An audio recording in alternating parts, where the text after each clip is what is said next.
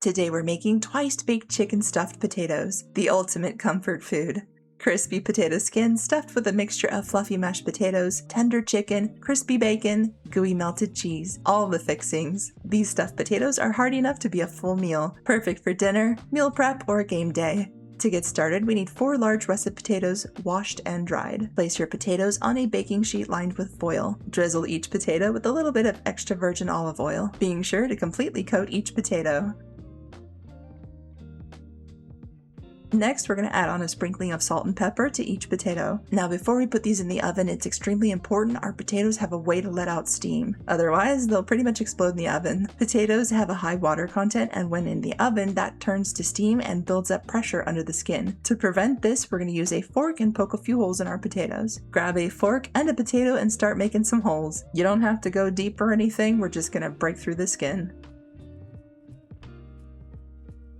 Alright, we're ready. Into a preheated oven at 400 degrees for 1 hour. While our potatoes are in the oven, let's make the filling. For this recipe, I picked a fully cooked rotisserie chicken from the store. If you'd rather cook your own chicken, you'll need 1 pound of boneless, skinless chicken breast fully cooked. Naturally, a rotisserie chicken is going to have more than 1 pound of meat on it. You can either use half and save the rest for another meal, or just use the whole thing. Keep in mind, if you do use up the whole chicken, you'll likely have extra filling left over. Once you have all of your chicken, shred it so it looks something like this. And we're ready to move on to the next step. To the bowl, we need 1 tablespoon of ranch seasoning mix, 1 cup of shredded sharp cheddar cheese, 1 block of cream cheese softened, half a teaspoon of black pepper, and half a teaspoon of salt. I'm using pink Himalayan salt. Grab a spatula or spoon and mix everything together until thoroughly mixed. Alright, this looks good. Let's set this off to the side and cook up our bacon. To a pan over medium-high heat, we need at minimum 3 slices of bacon. I opted for 5 slices because you can never have too much bacon. Once your bacon is fully cooked, transfer them to a paper towel to let them drain and cool down. Alright, our potatoes are done and piping hot from the oven. We're going to let these cool down for just a few minutes so we can handle them safely. To double check that they're actually done, take a knife and press it down into the potato. If the knife goes in easily, they're done. If not, and you have some resistance, toss them back in the oven for another 10 minutes. While our potatoes are cooling down, let's chop up 3 green onions. Once chopped, add half to the chicken filling. The remaining half will be used for garnish. For an added garnish bonus, you can finally chop up some chives as well. Back to our potatoes. After they've cooled down some, we're going to cut the tops off like so. We're basically turning our potatoes into, for lack of a better word, boats.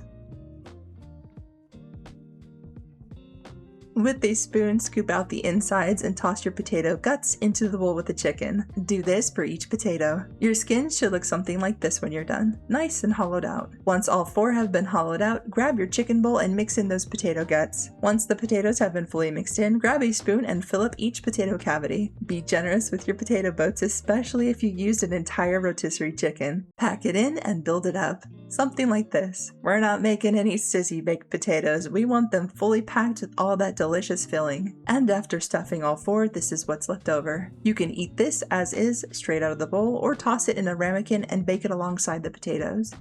Lastly, we're going to top each potato with some more shredded sharp cheddar cheese. We're going to bake this again at 400 degrees for 10 to 15 minutes, or until the cheese on top is melted and bubbly. While that's in the oven, the only thing left to do is chop up our bacon.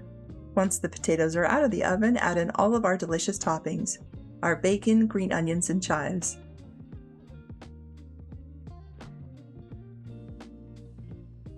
Doesn't this look fabulous? Would you eat this? Here's a list of ingredients. If you liked this video, be sure to check out my other baked potato video, a classic twice baked potato recipe. Thanks for watching, and if you like this video, be sure to subscribe so you don't miss out, and I'll see you all in the next video.